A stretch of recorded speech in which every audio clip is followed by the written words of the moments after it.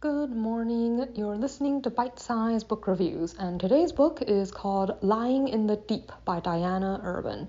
The main character, Jade, has just gone through a really terrible breakup with her boyfriend, where her, I guess now ex-boyfriend and former best friend got together behind her back and then broke the news to her in a really hurtful way and then just cut off all connections with her. So she's had a pretty terrible last few months.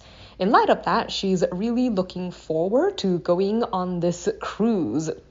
Basically, she is a college student, and it's been her dream for a while to go on this educational program where students actually take classes from on board a cruise ship that visits several different countries over the course of a couple months. So she thinks this might be a really good chance to try to meet some new people and to put some distance between herself and what happened. Unfortunately, when she arrives on the cruise ship, she's dismayed to discover that not only is she not going to be able to put distance between herself and her heartbreak, her former best friend and boyfriend are actually both on the cruise with her. So things aren't really going as she planned. And things only get worse when that former best friend is found murdered. And Jade has to scramble to kind of learn more about all the people on the ship to try to prove that she wasn't the one who did it.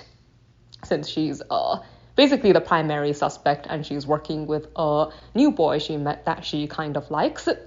And also really trying to figure out how everything in her life went so terribly wrong. She still don't really know why these people she cared about betrayed her in the first place, and this problem occupies her mind for a large part of the early sections of the book. So I guess something I liked would probably be the setting. The setting's actually the main reason I picked this book up in the first place. I've always thought cruise ships were kind of a cool place to set a story, and I haven't really found a lot of them. I mean, I've read a few, but this is one of those.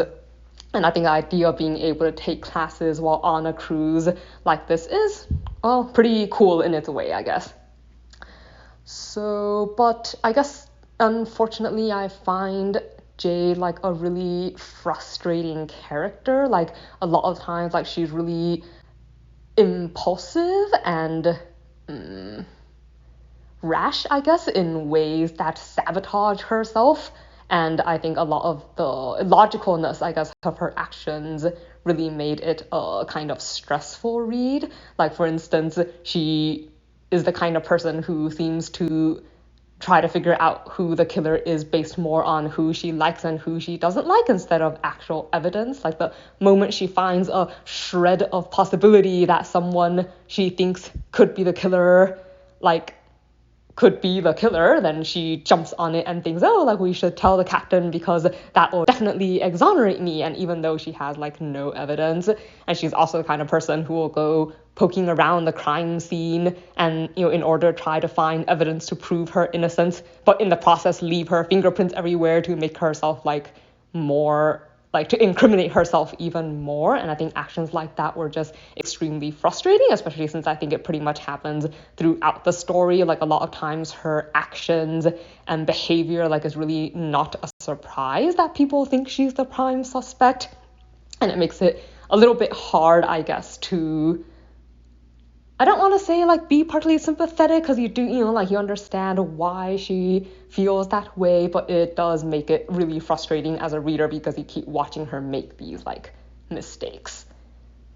So yeah, I almost stopped reading the story because of that, but I am glad I finished it since it ended better than I expected it to.